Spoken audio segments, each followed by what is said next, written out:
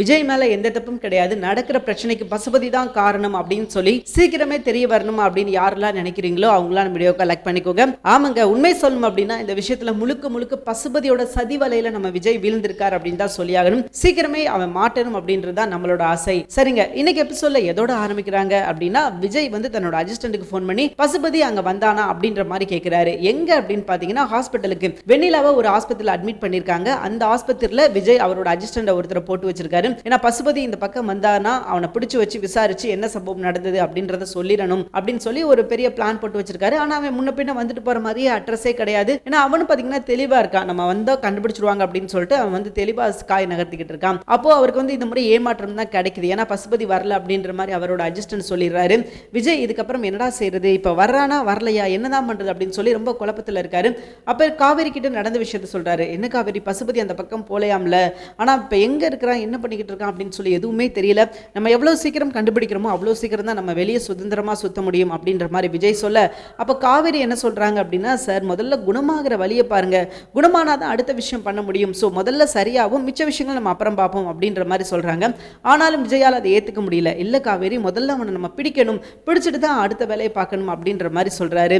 அதுக்கப்புறம் வெண்ணிலா பத்தின பேச்சு அடிப்படுது. அப்ப காவேரி சொல்றாங்க, விஜய் நீங்க உண்மையை சொல்லுங்க, வெண்ணிலா இப்படி இருக்கிறது உங்களுக்கு மனசு கஷ்டமா இருக்குதா அப்படின்ற மாதிரி சொல்ல, அப்போ விஜய் என்ன சொல்றாரு அப்படின்னா, ஏன் காவேரி அப்படி கேட்குற, அது எப்படி மனசு கஷ்டம் இல்லாமல் இருக்கும், எனக்கு கஷ்டமாக தான் இருக்குது, ஆனால் நான் என்ன சொல்ல என்ன செய்ய அப்படின்றது எனக்கு தெரியல, அவ தான் தப்பான முடிவெடுத்து தப்பான ஆட்களை வச்சு தப்பான ஆட்கள்கிட்ட பேசி அவ தேவையில்லாத விஷயங்கள் பண்ணிட்டா, ஸோ அவ மேலே எனக்கு இன்னும் அக்கறை இருக்க தான் செய்யுது அப்படின்ற மாதிரி விஜய் ஓப்பனாகவே பேசுகிறாரு.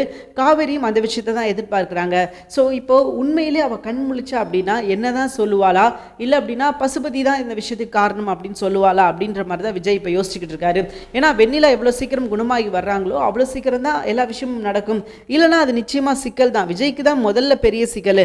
ஸோ அதுக்கப்புறம் தான் மற்றவங்க எல்லாருக்கும். சோ சீக்கிரமே அவங்க கண்முழிச்சு வரணும் அப்படின்றது தான் விஜய் காவேரி இவங்க ரெண்டு பேரோட ஆசையா இருக்குது. அண்ட் இவங்க இதை பற்றி பேசிக்கிட்டே இருக்காங்க. அப்புறம் காவேரி ஒரு விஷயம் சொல்கிறாங்க, விஜய் ஒரு விஷயம் சொல்கிறாங்க. ஸோ ரெண்டு பேரும் காம்ப்ரமைஸ் ஆகி போய் படுத்துங்கிறாங்க. மறுநாள் விடியுது. விடிஞ்ச உடனே பார்த்தீங்கன்னா விஜய்க்கு ஓரளவுக்கு குணமான மாதிரி ஃபீல் ஆகுது. ஸோ அப்போ விஜய் சொல்கிறாரு, காவேரி இங்கே வாயேன், எனக்கு சரியாயிடுச்சு பாரு அப்படின்ற மாதிரி காவேரியை கூப்பிட்டு சொல்கிறாரு. அப்போ காவேரி என்ன சொல்கிறாங்க அப்படின்னா, ஆமாம் விஜய், நான் காலையில் எழுந்திரிச்சோடனே பார்த்தேன், ஓரளவுக்கு உங்களுக்கு க்யூராகவே இருந்தது, பட் இருந்தாலும் நீங்கள் எப்படி ஃபீல் பண்ணுறீங்க அப்படின்னு சொல்லி தெரியலையா, அதனால தான் நான் வெயிட் பண்ணிக்கிட்டு இருந்தேன், நீங்கள் என்ன சொல்கிறீங்கன்னு பார்ப்போம் அப்படின்ற மாதிரி காவேரி சொல்கிறாங்க. அப்போ விஜய் என்ன சொல்கிறார் அப்படின்னா, காவேரி நான் ரொம்பவே சூப்பராக ஃபீல் பண்ணுறேன் காவேரி, எனக்கு இது சரியாக போச்சு அப்படின்ற மாதிரி சொல்கிறாரு. அப்புறம் என்னங்க தலைக்கு தண்ணி ஊற்றுற வேண்டியதா அப்படின்ற மாதிரி காவேரி சொல்ல, இல்லை காவேரி இருக்கட்டும், நான் நார்மலாகவே குளிச்சுக்கிறேன் அப்படின்ற மாதிரி விஜய் சொல்கிறாரு. அப்போ காவேரி, ஏங்க எனக்கு ஒரு விஷயம் அப்படின்னா நீங்கள் பறந்து பறந்து வேலை பார்த்தீங்க, உங்களுக்கு ஒன்றுனா நான் செய்ய மாட்டேனா அப்படின்ற மாதிரி கேட்க, அதற்கு விஜய் இருந்துக்கிட்டு, இல்லை காவேரி நான் அதெல்லாம் எதுவும் சொல்லலை, பட் எனக்கு நிறைய ஒர்க் இருக்குது காவேரி அப்படின்ற மாதிரி விஜய் சொல்கிறாரு. இல்லைங்க என்ன இருந்தாலும் பரவாயில்ல, நீங்கள் இப்படி தான் குளிக்கணும் அப்படின்ற மாதிரி ரொம்ப ஸ்ட்ரிக்டாக சொல்லிடுறாங்க காவேரி. ஸோ விஜய்க்கு வேறு வழி கிடையாது இல்லையா, ஸோ காவேரி சொல்கிற விஷயத்தை தான் கேட்கணும். உடனே விஜய் குளிக்கிறதுக்கு தயாராகி குளிச்சுட்டுலாம் வந்துடுறாரு. அதுக்கப்புறம் என்ன சொல்கிறாரு அப்படின்னா, போதும் காவேரி, நீ 1 வீக்காக இங்கே தங்கியிருக்கிற, நீ கிளம்பு அப்படின்ற மாதிரி சொல்கிறாரு. காவேரிக்கு இப்போ மனசே வரல. ஒரு வாரம் விஜய் அவர் கூட இருந்தாங்க, இன்னொரு வாரம் பார்த்தீங்கன்னா இவங்க விஜய் கூட இருந்தாங்க. ஸோ இப்படியாக ரொம்ப அழகாக போய்கிட்டு இருந்தது இவங்க பொழுது. இப்போ பிரியணும் அப்படின்ற ஒரு சுச்சுவேஷன் வரும்போது ரெண்டு பேராலையும் அதை அக்செப்ட் பண்ணிக்கவே முடியல. ஒரு மனசாக தான் சொல்கிறாரு, பரிபூர்ண மனசாக விஜய் நீ போகணும் காவேரி அப்படின்னு சொல்லலை, ஒரு மனசாக வேற வழியே இல்லை, நீ போய் தான் ஆகணும் அப்படின்ற ஒரு சுச்சுவேஷன், நீ போ அப்படின்ற மாதிரி தான் சொல்கிறாரு. காவேரிக்கும் விஜய் விட்டு போகிறதுக்கு மனசே வரல. அப்போ விஜய் என்ன சொல்கிறாரு அப்படின்னா, போதும் காவேரி, நம்ம இங்கே இருக்கிறது எல்லாமே கரெக்டு தான், பட் இருந்தாலும் உனக்குன்னு வேலை இருக்குது, உங்கள் அம்மா விஷயத்தை பார்க்கணும், ஸோ எல்லாமே உனக்கு வேலை இருக்குது, நீ சும்மா இருந்த அப்படின்னா நானே உன்னை இருக்க வச்சிருப்பேன், ஆனால் உனக்கு பின்னாடி இவ்வளோ விஷயங்கள் இருக்குது அப்படின்றதுனால நீ கண்டிப்பாக போய் தான் ஆகணும் அப்படின்ற மாதிரி விஜய் சொல்றாரு. சரி, காவேரிக்கு போக விருப்பமே இல்லை. உடனே விஜய் என்ன சொல்றாரு அப்படின்னா, நீ நிவினுக்கு ஃபோன் பண்ணி வர சொல்லு காவேரி அப்படின்ற மாதிரி சொல்ல, நிவினுக்கு ஃபோன் பண்ணி காவேரி வர சொல்றாங்க. வாங்க நிவின், என்னை கூட்டு போய் வீட்டில் விட்டுருங்க அப்படின்ற மாதிரி சொல்லிடுறாங்க. ஸோ விஜயும் ரொம்ப சந்தோஷமாக தான் அனுப்பி வைக்கலாம் அப்படின்னு சொல்லி பிளான் பண்றாரு.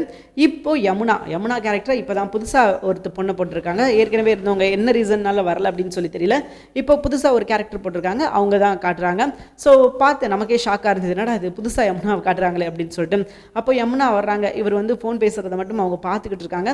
பட் அவங்க அப்போதைக்கு எதுவுமே பேசல. ஸோ இவர் அங்கிட்டு போனதுக்கப்புறம் யார்கிட்ட பேசுறாங்க அப்படின்னு சொல்லிட்டு மொபைல் எடுத்து பார்க்க முயற்சி பண்றாங்க. ஸோ அவரும் ஓகே சொல்லிட்டாரு. சரி காவேரி, நான் வந்து உன்னை கூட்டு போய் வீட்டில் விட்டுறேன் அப்படின்ற மாதிரி அவரும் சொல்லிட்டாரு. விஜய்க்கும் ரொம்ப சந்தோஷம். ஸோ விஜயும் காவேரியும் ரொம்ப வெயிட் பண்ணிக்கிட்டு இருக்காங்க, நிவின் வந்து கூட்டு போவாங்க அப்படின்னு சொல்லிட்டு. ஸோ அப்போ என்ன நடக்குது அப்படின்னு பார்த்தீங்கன்னா, இவங்க ஃபோன் எடுத்து வச்சுக்கிட்டாங்க. மேலே போய் கீ எடுத்துட்டு வரலாம் அப்படின்னு சொல்லிட்டு நிவின் மேலே போக, அதுக்குள்ளே நிவினோட ஃபோனை நம்ம யமுனா கையில் எடுத்து வச்சுக்கிட்டாங்க. அதை வச்சு ஒரு ஆர்குமெண்ட் பண்ண ஆரம்பிச்சிட்டாங்க. யார் உங்களுக்கு ஃபோன் பண்ணா? காவேரி தானே, உண்மையை சொல்லுங்கள், இந்த ப்ரோக்ராம் இதெல்லாமே போய் தானே, நீங்கள் அவள் கூட ஜாலியாக கூத்தடிக்கணும் அப்படின்றதுக்காக தானே இப்படி ஒரு பிளானை நீங்கள் ஏற்பாடு பண்ணியிருக்கீங்க. எனக்கு நல்லாவே தெரியும் இது உங்களோட திட்டம் தான். நீங்கள் வேணுக்குனே தான் இந்த விஷயத்தை பண்ணுறீங்க, எல்லாம் பிளான் போட்டு தான் பண்ணுறீங்க. இது வந்து நீங்கள் திட்டம் போட்டு 2 பேரும் ஊர் சுற்றணும் அப்படின்றதுக்காக இந்த விஷயத்தை பண்ணுறீங்க அப்படின்ற மாதிரி சொல்ல, இப்போ நிவினுக்கு ரொம்ப கோபமாகுது. நிவின் என்ன சொல்கிறார் அப்படின்னா, இங்கே பாரு, நான் ஆரம்பத்துலேருந்தே சொல்கிறேன், நீ தப்பாக தான் பார்க்குற, தப்பாக தான் பேசுகிற, தப்பாக தான் சிந்திக்கிற, தயவு செஞ்சு ஒழுங்காக இருந்துக்கோ அப்படின்ற மாதிரி சொல்ல, அப்போது நீ மெண்டல் ஆகிட்ட அப்படின்ற மாதிரி நிவின் ஒரு வார்த்தை சொல்ல, ஆமாங்க, நான் கலெக்டர் ஆகணும் இல்லையோ, நான் சீக்கிரமே மெண்டல் ஆயிடுவேன், நீங்களும் காவேரியும் சேர்ந்து என்னை மெண்டல் ஆக்கிடுவீங்க. இப்போது நிவினுக்கு என்னதாங்க பிரச்சனை? நல்லா யோசிச்சு பாருங்களேன். உண்மையே கிடையாது, இதுதான்ப்பா சுச்சுவேஷன், ஆனால் இந்த விஷயத்தை நீ வெளியே சொல்லாத அப்படின்னு சொன்னால் யமுனா ரொம்பவே சந்தோஷப்படுவாங்க. யமுனாக்கு இருக்கிற அந்த திங்கிங்கே மாறிடும். ஸோ ஓகே, கரெக்டான விஷயத்தை தான் செய்கிறாரு நம்ம வீட்டுக்கார் அப்படின்னு சொல்லி அவங்களுக்கு ஒரு ஹோப் வந்துடும். ஆனால் அந்த ஹோப்பை கொடுக்கறதுக்கு நவீனுக்கு மனசு வரல. ஸோ நிவினை பொறுத்த வரைக்கும் பார்த்தீங்கன்னா, ஏன் வந்து இந்த விஷயத்தை சொல்லக்கூடாது அப்படின்னு பார்க்குறாரு அப்படின்னா, காவேரி ஒரு வார்த்தை சொல்லிட்டாங்க, அதனால நான் சொல்ல மாட்டேன் அப்படின்னு சொல்லி நிற்கிறாங்க.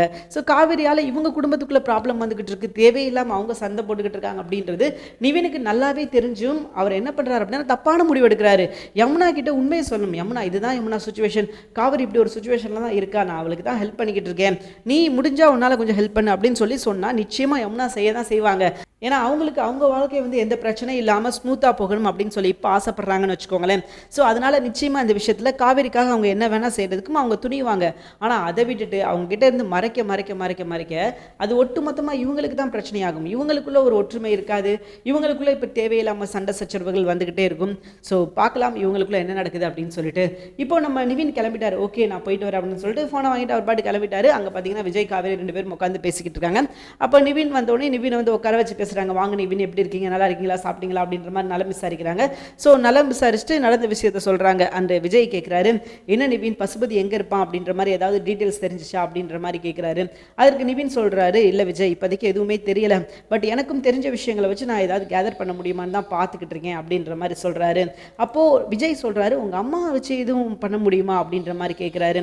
அதாவது உங்கள் அம்மாவுக்கு தெரிஞ்சவங்களை வச்சு நம்ம ஏதாவது பண்ண முடியுமா, அந்த வகையில் ஏதாவது ரூட் போட முடியுமா அப்படின்ற மாதிரி கேட்குறாரு. அப்போது இவர் என்ன சொல்கிறார் அப்படின்னா, நிச்சயமாக வாய்ப்பே கிடையாது விஜய், ஏன்னா எங்கள் அம்மா எப்பயுமே அவருக்கு அவங்க அண்ணனுக்கு சாதகமாக தான் பேசுவாங்க. ஸோ அதனால் நம்ம அவங்கக்கிட்ட பெருசாக எந்த ஒரு விஷயத்தையும் எக்ஸ்பெக்ட் பண்ண முடியாது, அவங்கக்கிட்ட நம்ம போய் நிற்கிறது அது சுத்த வேஸ்ட்டு அப்படின்ற மாதிரி அவர் சொல்கிறாரு.